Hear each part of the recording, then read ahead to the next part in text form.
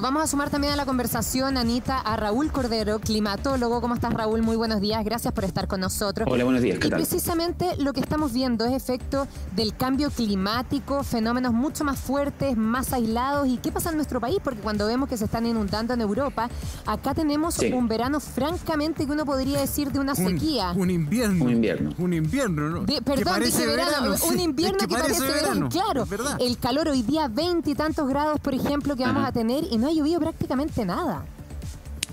Bueno, sí, pues, en principio, como bien decía Anita, tú no le puedes atribuir al cambio climático un evento extremo particular, pero lo que sí tenemos todos claro es que el cambio climático hace más frecuentes e intensos los eventos extremos. Estas inundaciones extremas como las que acaba de sufrir Alemania son un ejemplo clásico de evento extremo, y esas inundaciones no es que no se hayan producido similares en el pasado, el problema es que se están produciendo cada vez de manera más frecuente y cada vez de manera más virulenta. Estas inundaciones que se acaban de registrar en el noroeste de Alemania, cerca de la frontera con Bélgica y Holanda, son las más intensas jamás registradas en esa zona del país y están de alguna manera emparentadas con la ola de calor récord que se registró en Canadá hace un par de semanas. Ambas cosas probablemente no se hubiesen dado si el cambio climático no se estuviese produciendo. El cambio climático no causó esos eventos, pero los hizo más probables. Así que sí, el cambio climático está relacionado con eso y por supuesto van a seguir desafortunadamente dándose este tipo de eventos, no solamente en Europa, sino también en Chile. Hay que recordar que el 30 de enero nosotros tuvimos lluvia fuera de estación, también tuvimos inundaciones que afortunadamente se saldaron con menos víctimas porque el sistema de alerta chileno funcionó de manera, mejor que el sistema de alerta alemán. En Alemania no tienen un sistema de alerta adecuado, está sujeto a varias críticas en este momento, justamente porque no alertó a la población sobre la necesidad de evacuar. Además, tuvimos la ventaja de que las lluvias de enero de nosotros fueron apenas 30 milímetros. En las zonas más afectadas de Alemania llovieron 200 milímetros. Sí, hola Raúl, buenos días. Hola. ¿Cómo interpretas tú o qué análisis haces de lo que está pasando acá? Porque hace rato que estamos en una sequía, pero este invierno ha sido particularmente seco. Ha llovido muy poco en la temporada otoño-invierno y las temperaturas desde ayer y hasta por lo menos el miércoles de esta semana van a ser bien altas para la época. Incluso se espera que mañana haga 26 grados en el centro de Santiago, en la zona más del norte hasta 28 grados. ¿Cómo analizas tú el panorama acá? Bueno, desafortunadamente esto también está de alguna manera emparentado por el calentamiento global. El calentamiento global, como todos sabemos, hace que los eventos extremos de temperatura, ya sea en el verano o ya sea en el invierno, estas temperaturas cercanas, superiores a los 26 grados en la región metropolitana son absolutamente anormales para la fecha. Ese tipo de eventos son más frecuentes como consecuencia del calentamiento global. Así que no es extraordinariamente sorpresivo. De hecho, este año, a pesar de que hemos tenido muchos días con temperaturas altas, desde el 1 de abril, por ejemplo, hemos tenido ya 17 días con temperaturas consideradas muy altas en la región metropolitana. 17 días en 3 meses es un número bastante apreciable. A pesar de eso, este año ha sido menos cálido, menos caluroso que el año récord del 2020.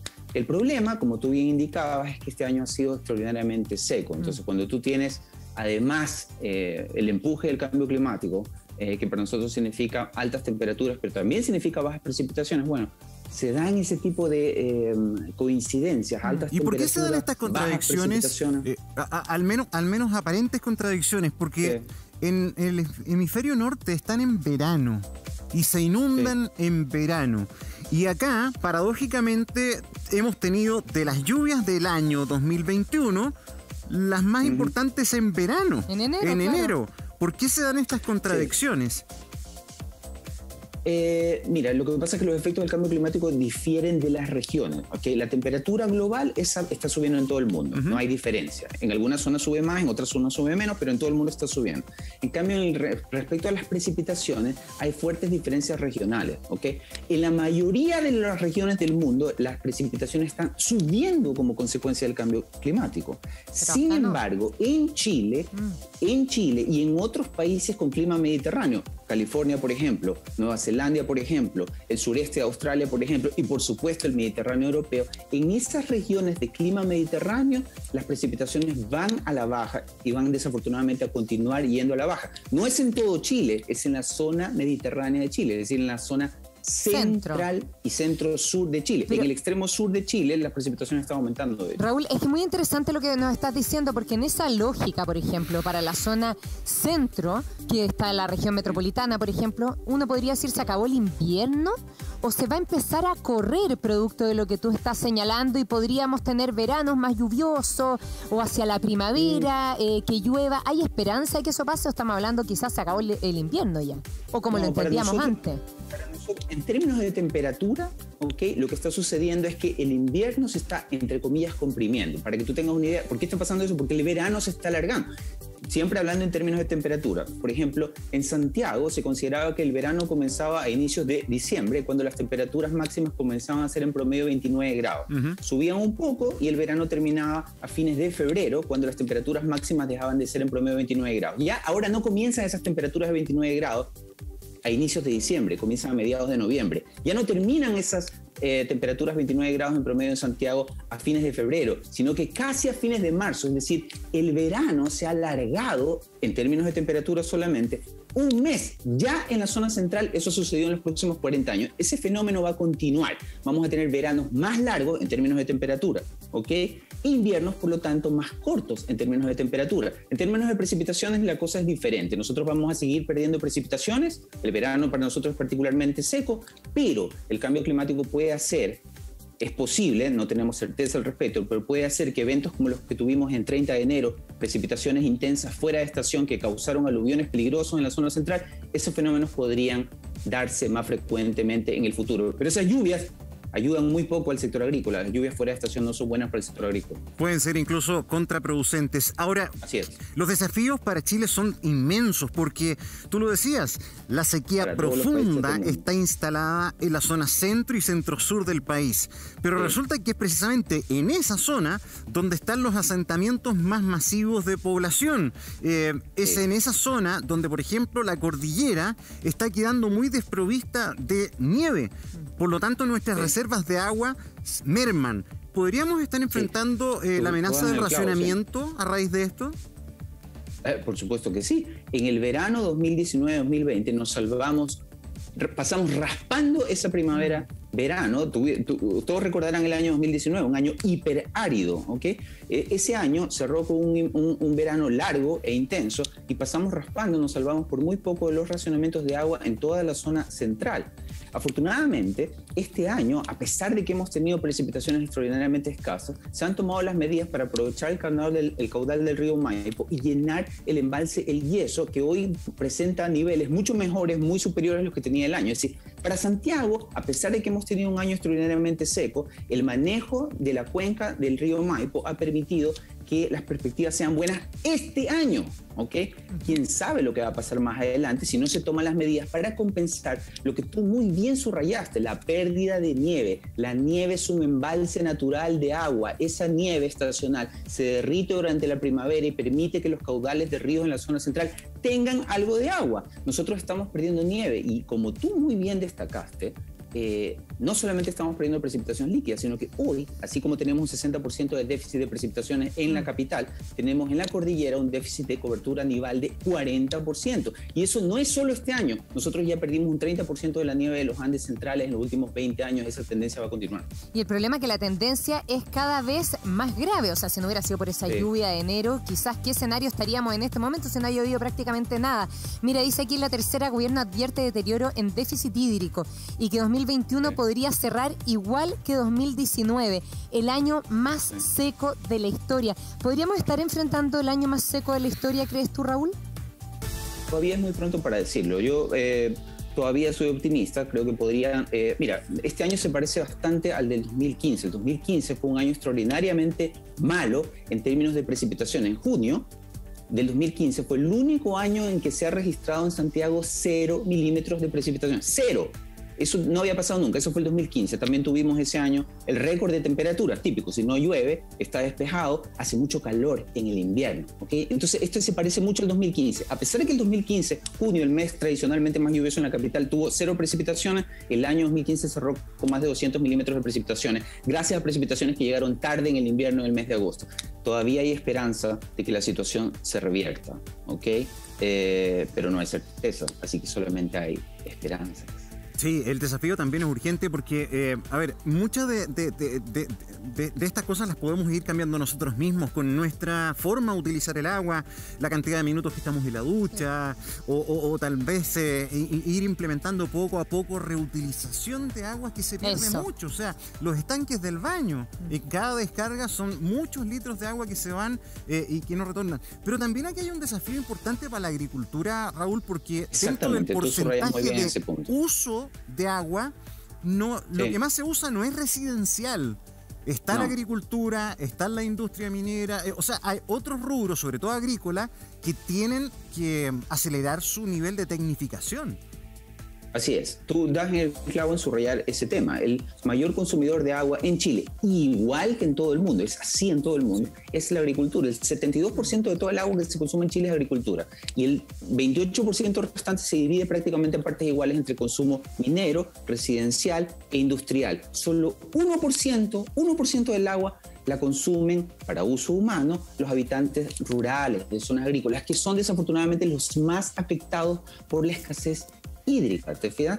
Pero el 72% del agua que consumimos en Chile es de uso agrícola. Como nosotros necesitamos la agricultura, es evidente que tenemos que ser más eficientes en el uso y eso significa avanzar en la tecnificación agrícola. Todavía hay un porcentaje muy grande de tierras en la zona central y en la zona centro-sur que se riegan por inundación. El riego por inundación, el tradicional riego por inundación, es poco eficiente. Se necesita avanzar en tecnificación. Eso significa avanzar en el riego por goteo, por ejemplo, que tiene una eficiencia mucho más alta. Es decir, necesitas mucha menos agua para regar la misma cantidad de hectáreas. También. Entonces, eso es caro, pero afortunadamente, mira, una ventaja que tiene Chile es que a pesar de todos los defectos que tiene este país, que los tiene, hay conciencia de los problemas, hay los recursos y el know-how para avanzar en esa dirección. Y uno de los programas claves del Ministerio de Agricultura, liderado por por el Ministerio de Agricultura, son el financiamiento para acelerar la transición hacia la tecnificación del riego agrícola. Hay mucha cantidad de fondos. Los fondos para avanzar, para financiar, para que el pequeño agricultor, el productor agrícola, avance en la tecnificación de riego, se han disparado en los últimos años y eso significa que al menos, con todos los defectos, insisto, que el Estado tiene, hay conciencia respecto a qué hay que hacer. Hay que avanzar en la tecnificación de riego. Se puede, a veces uno piensa que esto nunca se va a arreglar, pero acuérdense ustedes que no hace mucho tiempo escuchábamos hablar de la energía renovable. Y sí, aparecían un par de placas solares por aquí por allá y un par de molinos de energía eólica. Hoy día se fijó una política pública, son varios gobiernos que han apuntado hacia allá y tenemos un despliegue de energías limpias mucho mejores. Las metas de ir cerrando las plantas de carbón también es bueno. O sea, se puede si nos ponemos la meta de ir mejorando la tecnificación, por ejemplo, de los riegos. Pero ¿qué pasa con lo cotidiano? ¿Qué pasa con el día a día? Es sorprendente esta gráfica, Raúl, María Luisa, porque indica cuánto nos gastamos en actividades sumamente habituales. ¿Cuánta agua se consume en las actividades de la casa? Entre 2 y 18 litros en el lavado de manos. Harto. Y en pandemia debe ser más. Claro, tienes razón. Entre 2 y 12 litros solamente para lavarse los dientes. 12 litros. Entre 80 y 120 litros en la ducha. Ay, qué importante lo que tú dices de poder reutilizar esa agua. Claro, 15-30 litros en el lavado de la loza. O sea, estamos utilizando agua a destajo en situaciones que a lo mejor podríamos comenzar a corregir. No obstante, subrayar que no es el consumo más importante dentro del global. El consumo humano es el más chico, ¿no? Sí, mira, tú señalas algo muy, muy importante. Es decir, no hay gesto que no contribuya a solucionar los problemas. Es decir, las acciones individuales, los gestos individuales no van a solucionar este problema. Este es un problema sistémico, el del cambio climático, el de la escasez de agua para nosotros o las alzas de temperatura. Todos son problemas sistemáticos, pero no hay gesto que no contribuya. Nosotros tenemos que avanzar en nuestros hogares en la eficiencia, no solamente en el uso del agua, sino también en el uso de la energía. Nosotros tenemos que abandonar el uso de combustibles fósiles, que son el que nos ha metido en este problema. Los combustibles fósiles, la parafina, el diésel, la benzina, el carbón, estas cosas que nosotros utilizamos también en el hogar, son las que están cambiando el clima. Entonces tenemos que avanzar en la eficiencia energética para poder ir abandonando lo más rápido que podamos el uso de esos combustibles fósiles. ¿Okay? Y además de eso, como tú bien subrayas, tenemos que avanzar en el uso más eficiente del agua. No vamos a solucionar nuestros gestos individuales el problema, pero al menos no vamos a contribuir a seguir empeorando la situación. Claro, pero cuando tú dices, por ejemplo, el 72% del agua se va a la agricultura, y estamos viendo la zona central que está muy seca, que incluso han tenido que cambiar los tipos de plantaciones. Bueno, veíamos un desastre el año pasado, por ejemplo, con el tema del ganado. ¿Se va a tener que ir corriendo la agricultura hacia una zona más al sur de nuestro país? Bueno, eso ya está sucediendo, sí. Pero de manera, o sea, va a ser más masivo, o sea, en el corto plazo van a tener que dejar de plantar y producir agricultura en la zona central. Eso es un escenario de mediano plazo posible, es decir, los costos del agua naturalmente van a continuar incrementándose. Los costos, desafortunadamente, dependen de la demanda y de, por supuesto, la oferta. La demanda va a continuar aumentando. Tenemos que tratar vía eficiencia de que aumente menos, pero va a continuar aumentando y nosotros, al menos hasta que se detenga el calentamiento global, al menos en las próximas 3 décadas, podríamos continuar perdiendo precipitación en la zona central. ¿Qué significa eso? Va a haber precios altos del agua. Y si hay precios altos del agua, es más rentable para la gran agroindustria hacer lo que ya está haciendo, mudar su producción a zonas donde los precios del agua son más razonables. Chile todavía tiene agua suficiente en la zona centro-sur y en el sur. Así que la gran agroindustria ya se está moviendo en esa dirección. El problema es para el pequeño agricultor, el habitante rural, la víctima justamente del estrés hídrico. Este pequeño habitante rural no puede dejar la tierra y comprarse otro terreno en el sur y irse a producir para allá. Lo que usualmente hace es simplemente abandonar el campo, una suerte de migrante climático, que uno no asocia a los migrantes climáticos a Chile, ¿te fijas? Uno asocia a los migrantes climáticos a graves inundaciones, a huracanes o cosas por el estilo. Desafortunadamente Chile ya está viendo cómo sus campos se ven despoblados, los pequeños habitantes rurales. Esto fue muy claro en el 2019, cuando hubo este año hiperárido. Los pequeños habitantes rurales tienen que abandonar el campo porque simplemente los costos de producción debido al alto costo del agua se disparan. Y eso es una cosa que desafortunadamente va a continuar avanzando, va a continuar empeorando, porque nosotros vamos a seguir perdiendo precipitaciones durante las próximas 3 décadas. Y esto hay que tener claro ese diagnóstico. Nosotros vamos a seguir enfrentando no solamente, te fijas que cuando tú tienes migración climática, tú tienes conflicto social. La conflictividad social es también un problema originado en el cambio climático. No es que el cambio climático causa conflictividad social, pero exacerba conflictos.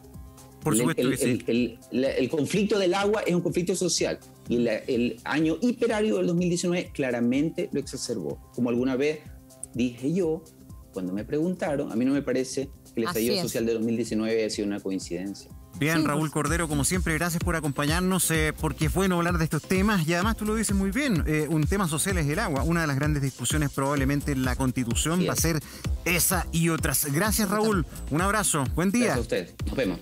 Nos vemos. Chao, chao.